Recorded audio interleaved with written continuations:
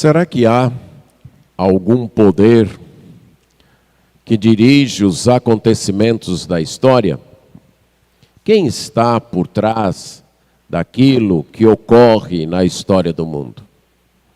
Há várias teorias, chamadas teorias da conspiração, que acreditam que há poderes, grupos humanos poderosos, grupos de homens influentes, que estão dirigindo, que têm um plano, e estão dirigindo tudo o que acontece para os fins que estes homens pretendem. Há ainda um outro pensamento, conhecido no mundo da teologia como deísmo, que é a crença de que Deus é o Criador de tudo. Ele criou todas as coisas. Mas tal como um fabricante de um relógio, que fez o relógio, criou os mecanismos, deu corda e depois deixou o relógio lá funcionando, assim Deus fez com o mundo. Criou o mundo, criou as leis naturais que dirigem o mundo, e aí ele deixou tudo por conta dessas leis naturais.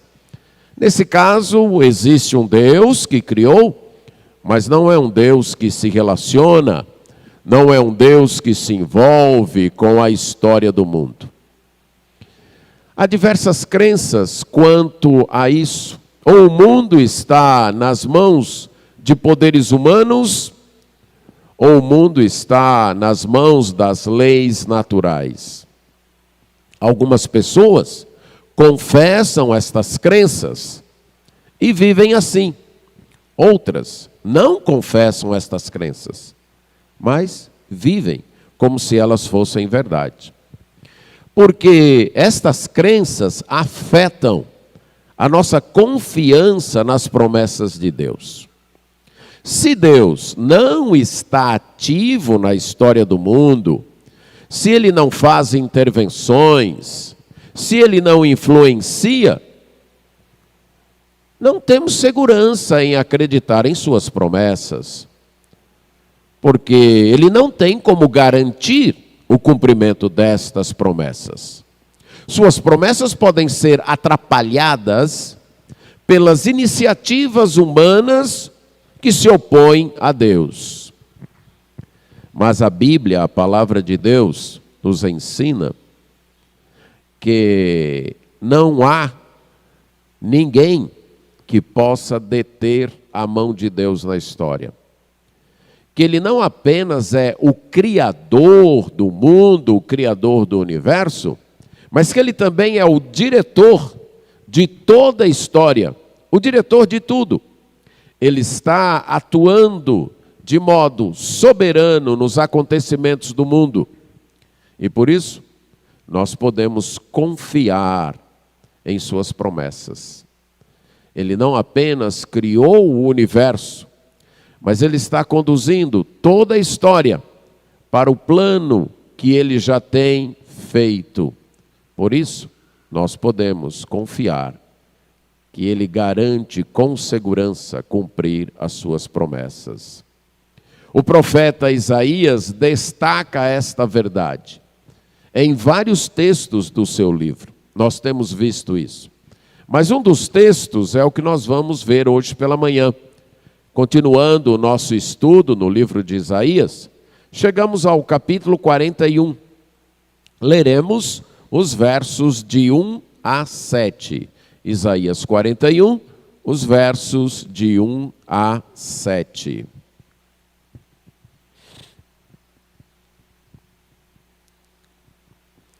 Diz assim: Calai-vos perante mim, ó ilhas, e os povos renovem as suas forças. Cheguem-se e então falem. Cheguemo-nos e pleiteemos juntos. Quem suscitou do Oriente aquele a cujos passos segue a vitória? Quem faz que as nações se lhe submetam e que ele calque aos pés os reis e com a sua espada os transforme em pó e com o seu arco em palha que o vento arrebata? Persegue-os e passa adiante em segurança, por uma vereda que seus pés jamais trilharam. Quem fez e executou tudo isso? Aquele que desde o princípio tem chamado as gerações à existência, eu, o Senhor, o primeiro e com os últimos, eu mesmo. Os países do mar viram isso e temeram. Os fins da terra tremeram, aproximaram-se e vieram. Um ao outro ajudou, e ao seu próximo disse: sê forte. Assim, o ápice anima o ourives, e o que alisa com o martelo ao que bate na bigorna, dizendo da soldadura: está bem feita. Então, com pregos, fixa o ídolo para que não oscile. Vamos orar. Senhor nosso Deus, temos diante de nós a Tua palavra e suplicamos que a Tua graça continue a se manifestar, nos dando compreensão, deleite e obediência a esta palavra. Isso nós pedimos em nome de Jesus. Amém. Deus é soberano sobre os acontecimentos do mundo. E quero destacar 3 evidências disso nesse texto. O contexto histórico aqui é da época do profeta Isaías, 740 a 686 a.C. Isaías havia profetizado, convocando o povo de sua geração, o povo de Judá, o povo de Jerusalém, ao arrependimento, à plena confiança em Deus, porque caso não se voltassem para Deus, para confiar exclusivamente nele, o juízo de Deus viria. Ficou claro para ele, e até por anúncio divino, que o povo, em sua maior parte, não aceitaria a sua mensagem, não iria se arrepender, não iria voltar para Deus. Iria preferir continuar confiando em seus próprios recursos, nas alianças com as outras nações e até em ídolos estrangeiros. Por isso, ficou certo também que o juízo disciplinador de Deus viria. A partir daí, Isaías começou uma nova série de profecias, falando agora às gerações futuras que estariam no exílio, trazendo profecias de promessa de restauração. Profecias que anunciavam que o juízo de Deus não era sua palavra final para o seu povo.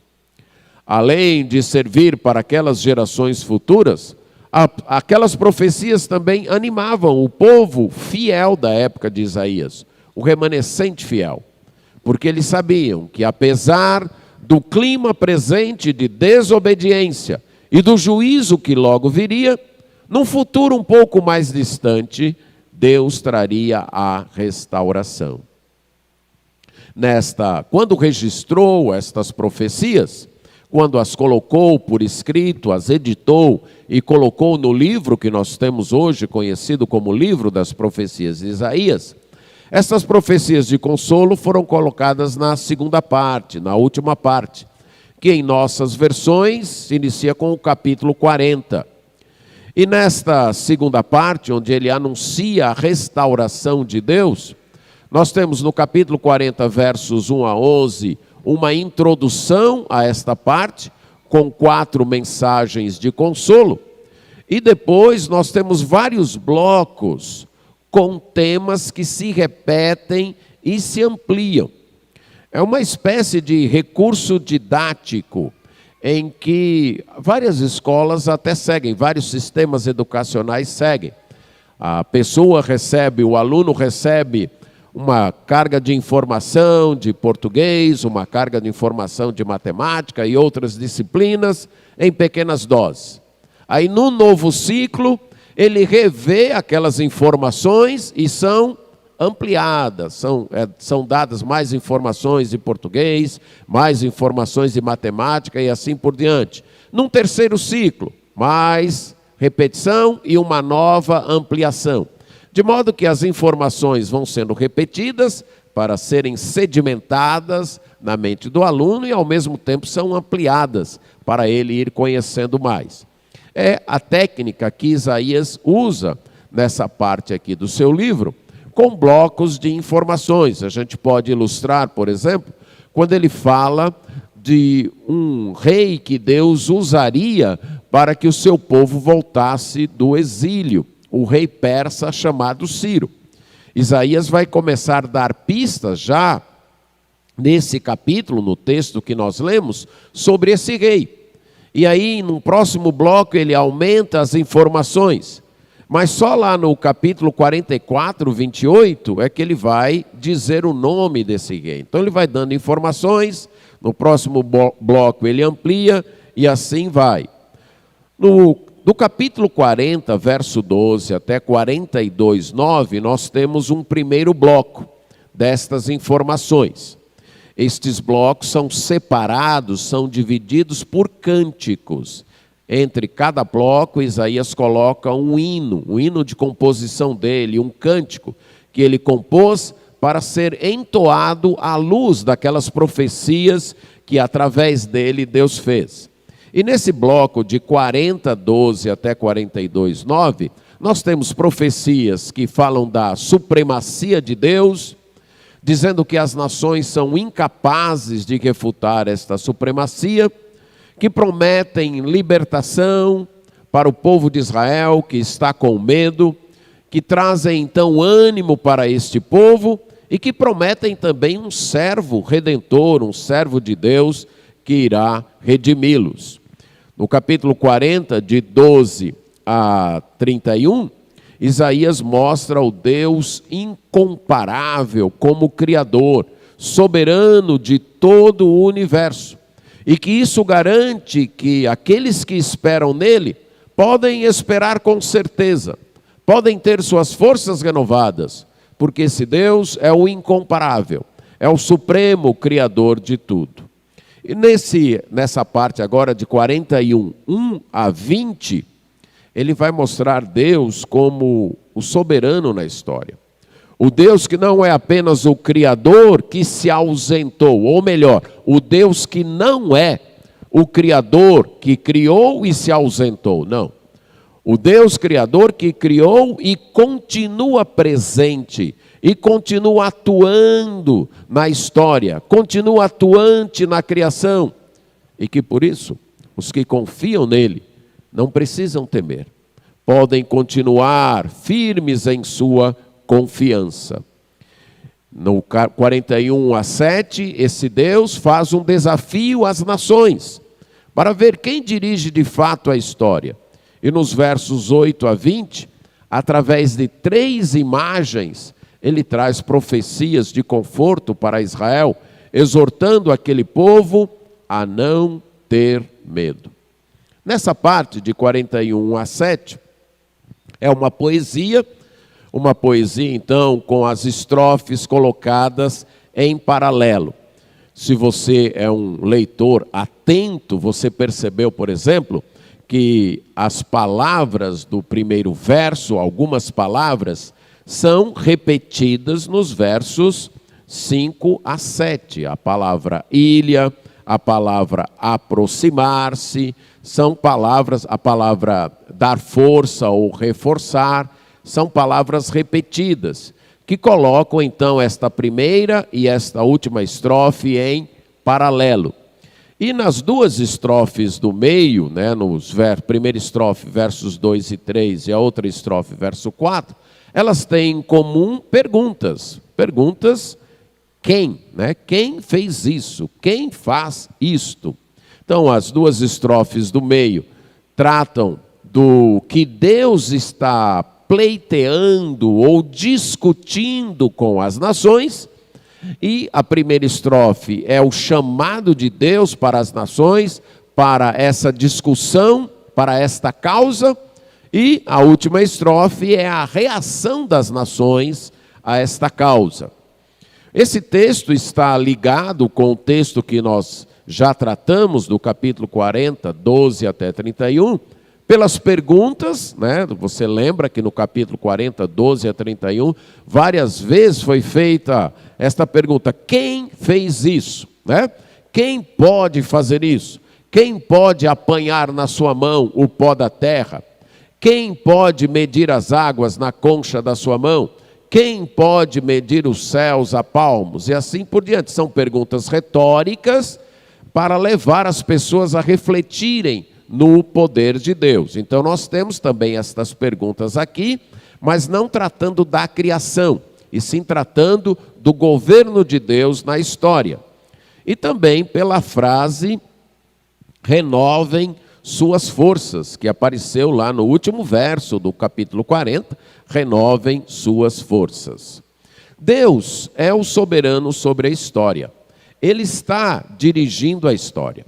E uma evidência que ele está dirigindo a história é que ele tem autoridade para convocar as nações. E aqui ele está convocando as nações.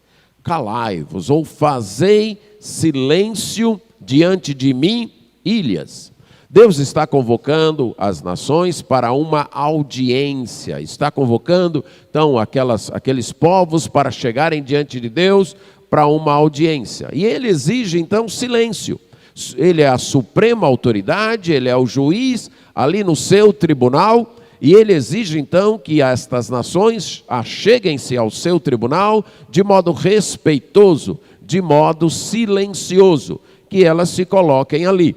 Esta expressão, traduzida aqui como calai-vos, ou poderia ser traduzida fiquem em silêncio, ela é várias vezes usada no Antigo Testamento, ou para indicar que alguém ficou em silêncio porque estava observando, porque queria ver algo acontecendo, porque queria aprender de alguma coisa, ou se algo estava certo, como, por exemplo, o servo de Abraão, que ficou observando em silêncio, que ficou observando calado, quando Rebeca pegava água para dar para os animais. E então aquele fato de ficar em silêncio, ele é o onipotente, o único que tem todo o poder.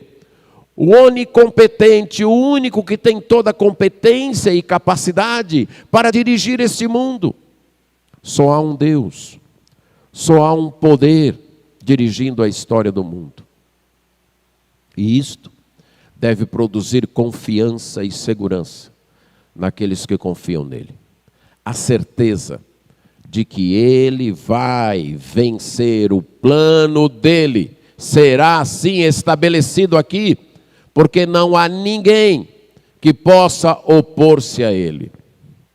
Há uma conspiração? Sim. Eu não digo nem que há uma teoria, que de fato há uma conspiração. Isso o Salmo 2 deixa claro. As nações, os povos conspiram contra Deus.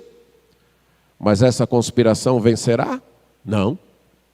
Porque só há um poder dirigindo a história. E esse poder é o poder de Deus.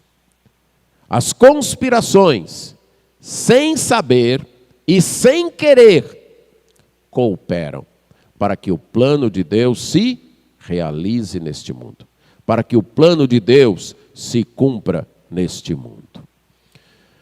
Quando nós percebemos acontecimentos, situações, presenciamos ocorrências que parecem prejudicar até o povo de Deus, prejudicar as pessoas, pode ser que nós nos sintamos desamparados, abandonados, achando que outros poderes, além do poder de Deus, estão dirigindo a história do mundo e talvez triunfem, e talvez consigam atrapalhar ou se opor ao plano de Deus. Esse não é um pensamento das Escrituras. Esta não é a revelação do Deus da Bíblia.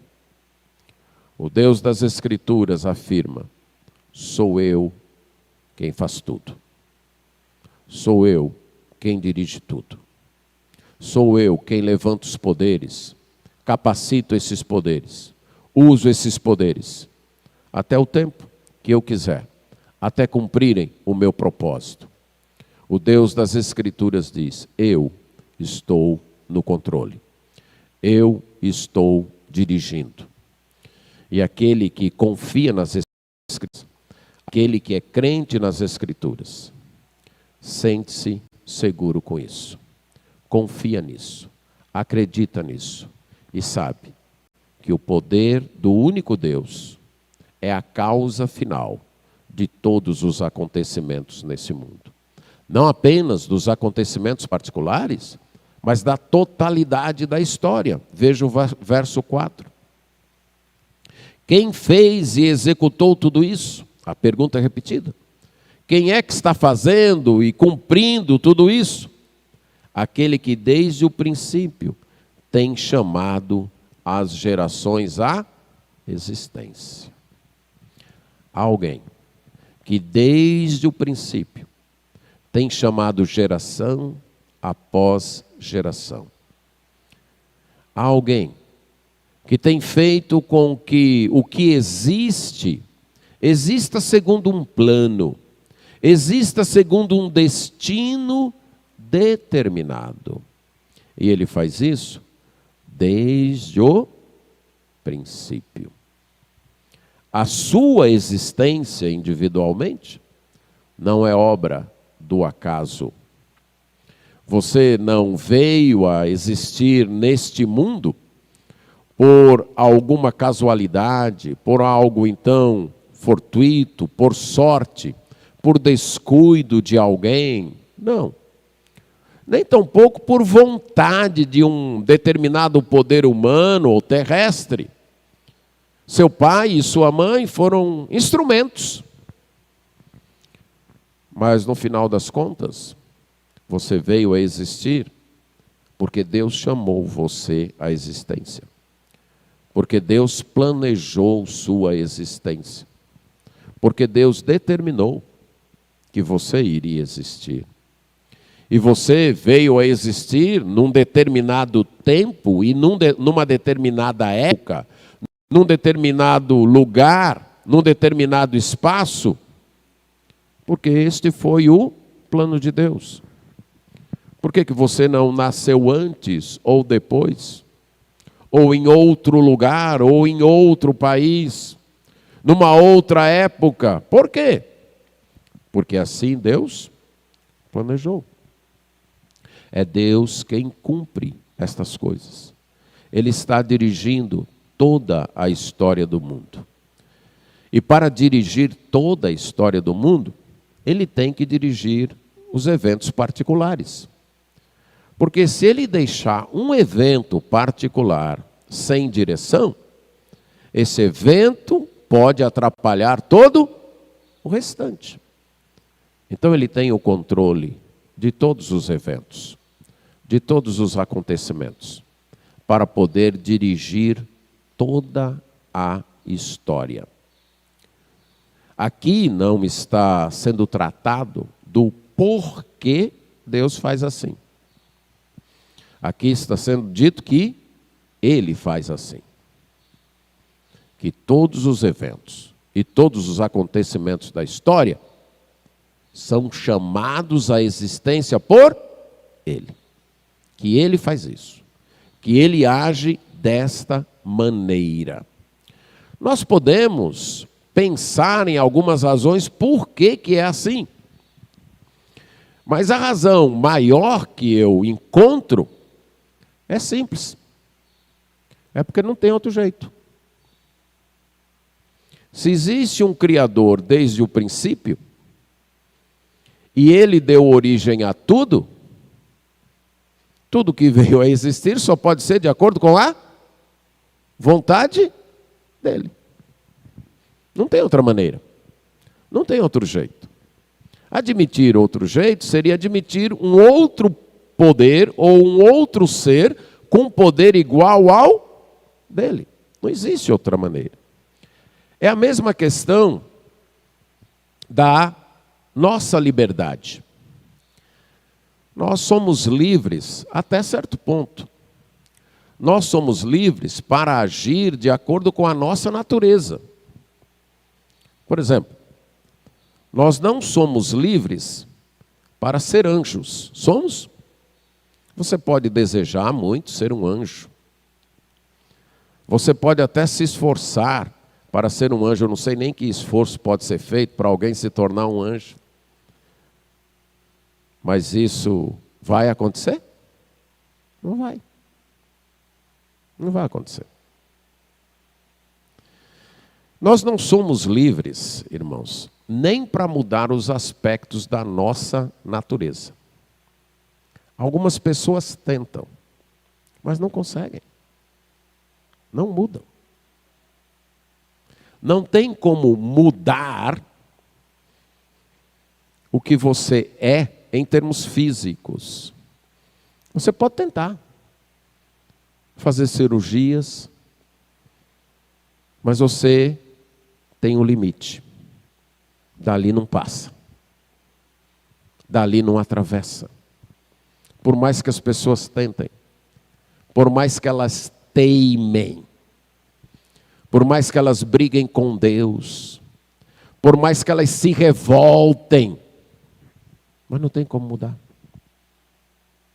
Não tem como fazer essa transformação. Quem escolheu isso? Quem determinou que fosse assim?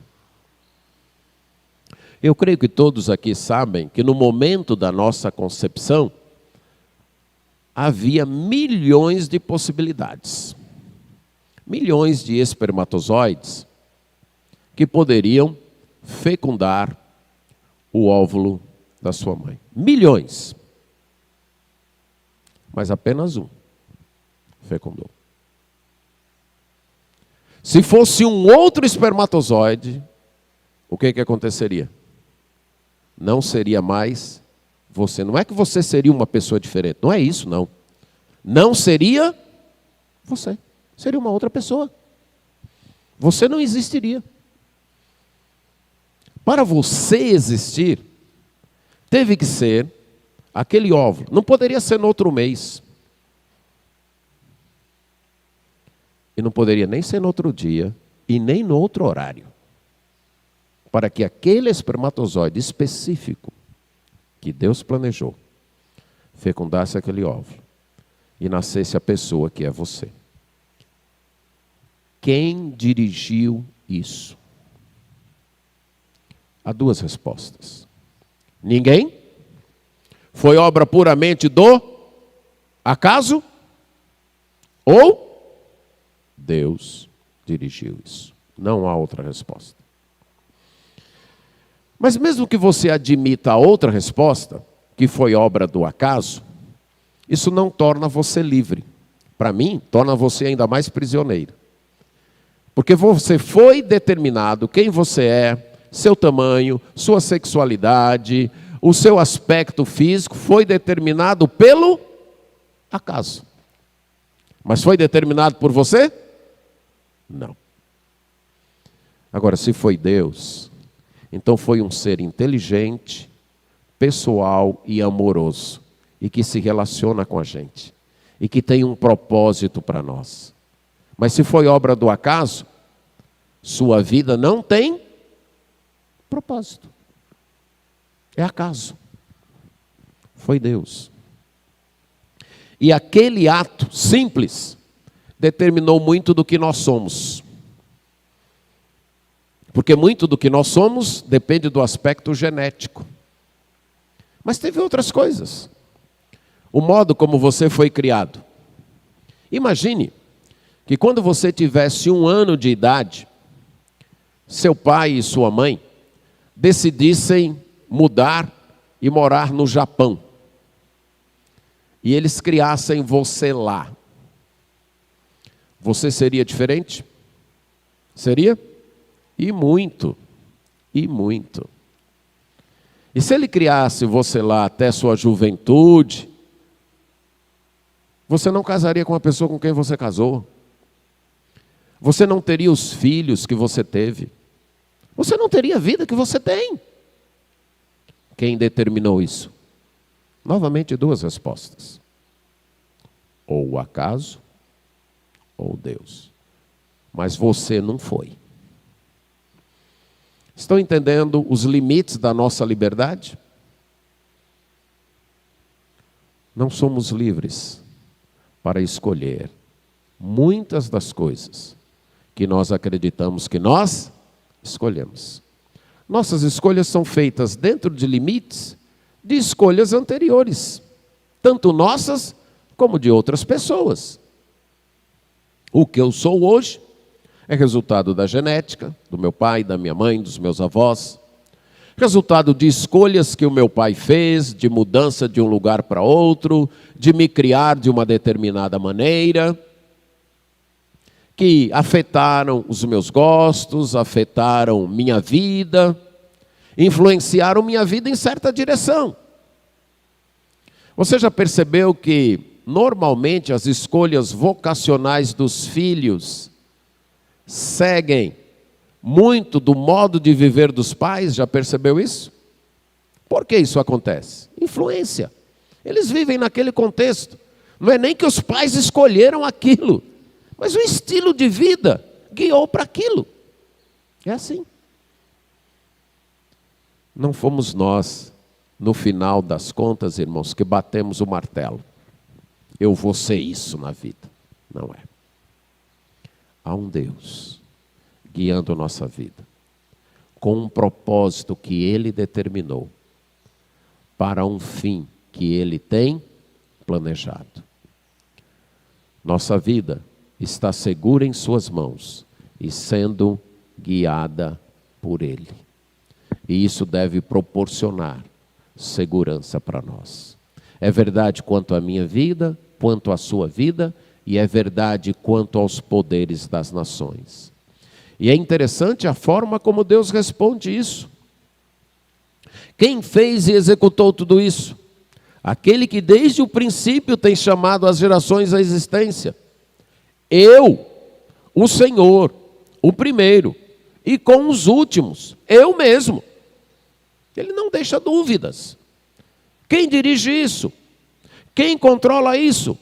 Quem faz com que isso aconteça? E a resposta de Deus é qual? Eu. Eu faço. Sou eu, o Senhor, o eu sou. Eu mesmo. 3 vezes ele repete. Eu faço isso. Sou eu que dirijo a história. Sou eu que estou no controle. Sou eu que estou dirigindo todas as coisas. Desde o início. Eu comecei a história. E eu vou terminar a história. Agora, é interessante que há uma frase, uma expressão consoladora aqui. Ele começou. Ele vai concluir. Mas não será sozinho. Ele estará com os últimos. Aqueles que pertencem ao povo dele estarão com ele no final da história. Ou estarão com ele na restauração da história. Mas do início ao fim, é ele quem está dirigindo a história. Deus é soberano sobre os acontecimentos do mundo. Ele tem autoridade para convocar as nações. E ele dirige tanto os acontecimentos particulares, como a totalidade da história. E, em terceiro e por último, a reação das nações não o ameaça.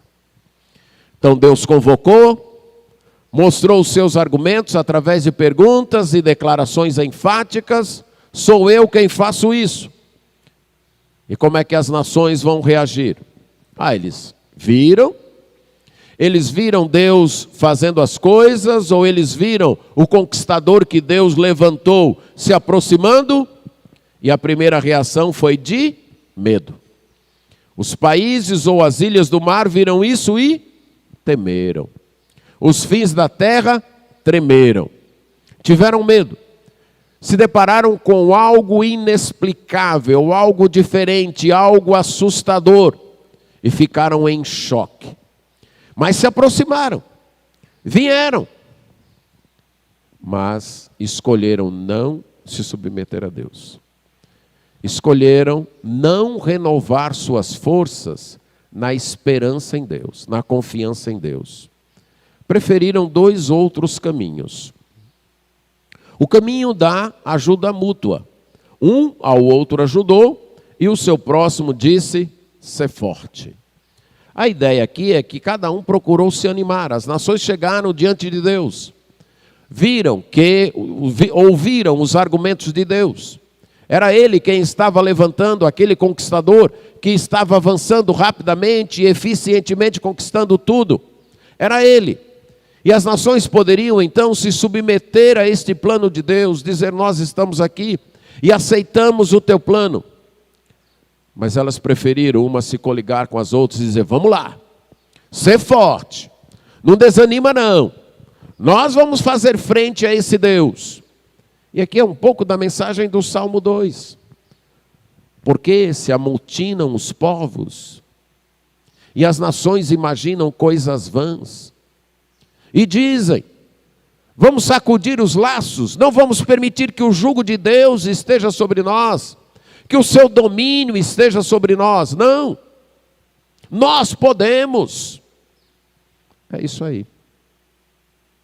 E, inclusive, um ao outro ajudou e disse: ser forte, poderia ser traduzido nessa frase moderna: nós podemos. Nós não precisamos de Deus, não precisamos dele. Nós podemos, nós temos capacidade. O ser humano é poderoso, o ser humano é capaz, o ser humano é autossuficiente. Não precisamos de um Deus. Nós temos inteligência, sabedoria, recursos e poderes suficientes para dirigir nossa história. Ou, como diz a canção, nós temos a história na mão. Não, nós não temos a história na mão. A história está nas mãos, mas não nossa, e sim nas mãos de Deus. É Ele quem tem a história na mão. É Ele quem dirige a história. E esse pensamento de autossuficiência, de autonomia, de achar que é o dono da própria vida, de achar que determina a própria vida, que pode escolher o seu caminho e tudo bem. Isso é triste e patético. Porque nós não temos nem como determinar os dois eventos principais da nossa vida, determinantes da nossa vida: nosso nascimento e nossa morte. Escolheu nascer? Foi você que escolheu nascer? Foi? Foi você que escolheu nascer do jeito que você é? Foi você que escolheu o lugar onde você foi criado, o lugar onde você nasceu, a forma em que você foi criado? Foi você? E parte do que você é dependeu disso, ou depende disso? Sim. Sabe a hora em que vai morrer? Sabe como vai morrer? Não somos autossuficientes. Não somos autônomos. Somos altamente dependentes. E quanto mais cedo nós reconhecermos isso e nos curvarmos a este Deus, mais livres nós seremos. Essa é a verdadeira liberdade. Viver de acordo com aquilo que foi criado. O peixe é livre dentro da água. Tira ele da água e ele deixará de ser livre e vai ser o quê? Morto. O pássaro é livre para voar nos ares. Tente criar um pássaro dentro da água e deixará de ser livre, será morto. Nós somos livres para viver debaixo da direção de Deus. Essa é a nossa liberdade. Sermos pessoas criadas à imagem e semelhança de Deus e vivermos em referência a Ele, refletindo a Ele. Essa é a nossa liberdade. Para isso nós fomos criados. Aqui encontramos nosso caminho. Aqui encontramos nosso equilíbrio psicológico. Aqui nos livramos dos traumas, das obsessões. Aqui deixamos de querer ser aquilo que não podemos ser. Aqui deixamos de carregar nas costas o peso de dirigir nossa própria vida, de determinar nosso próprio destino. aqui sim, nós somos livres. Deus então está dizendo que as nações rejeitaram isso e preferiram então falar, não, nós vamos, nós conseguimos. E o outro caminho foi da idolatria. Não confiar em si mesmos, mas confiar em outros poderes que não diz Deus, que não é Deus. E aí ele narra isso com muita ironia.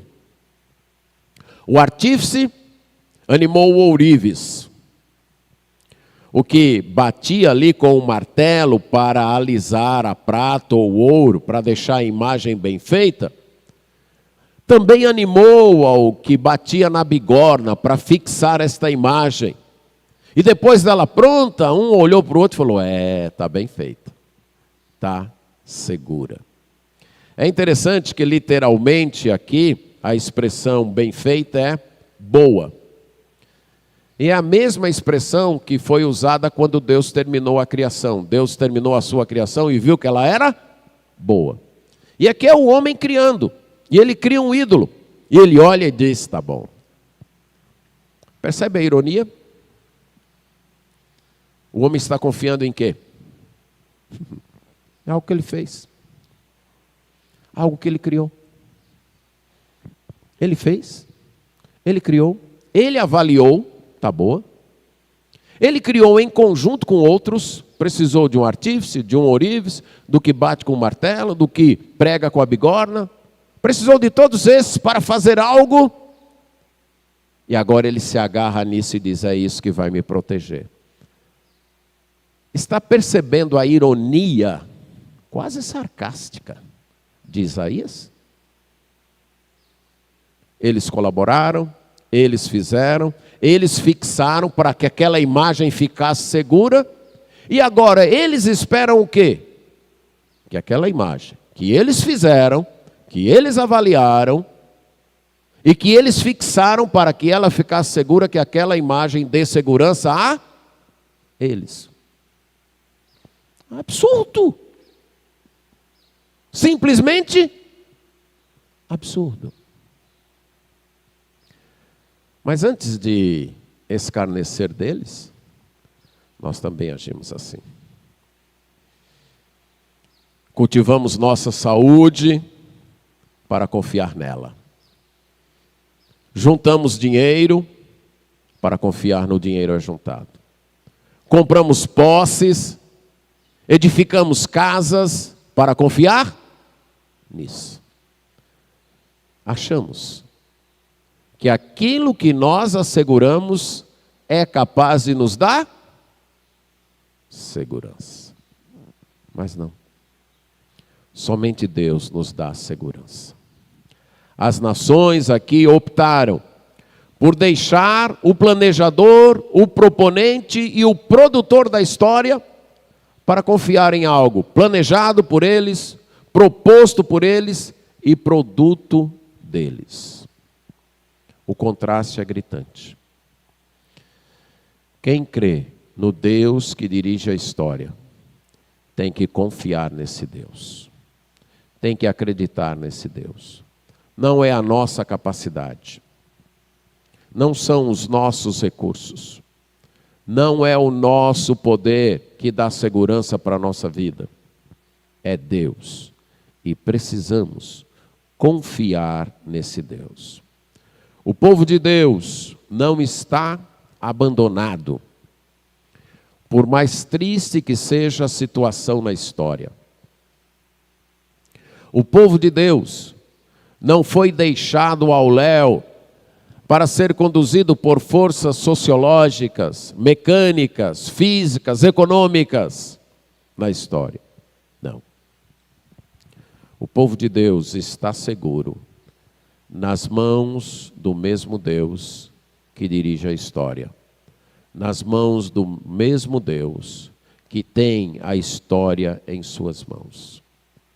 Você pode confiar nas promessas de Deus.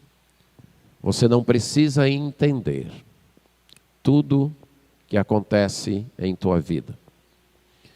E eu diria até que você nem tem condições de entender tudo que acontece em tua vida, nem eu, nem ninguém.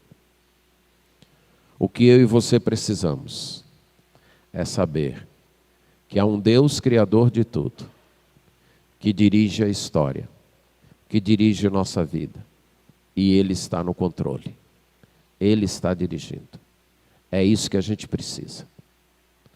Não estamos sozinhos, não estamos abandonados, não estamos seguindo forças naturais. Este mundo tem um piloto, e esse piloto é Deus, e está conduzindo a história do mundo, a história da minha vida e a história da tua vida para o fim que Ele tem planejado. Esse Deus tem prometido cuidar de mim e cuidar de você. O povo de Deus nem reage com autoconfiança, nem reage com confiança em outras coisas ou pessoas, mas reage confiando em Deus, sem medo, porque sabe que Deus dirige a história. E é sobre isso que Isaías vai tratar nos próximos 3 parágrafos aí. Não é preciso ter medo. O Deus que dirige a história está cuidando do seu povo. A mão que guia a história também está sustentando o seu povo. Podemos confiar. Amém.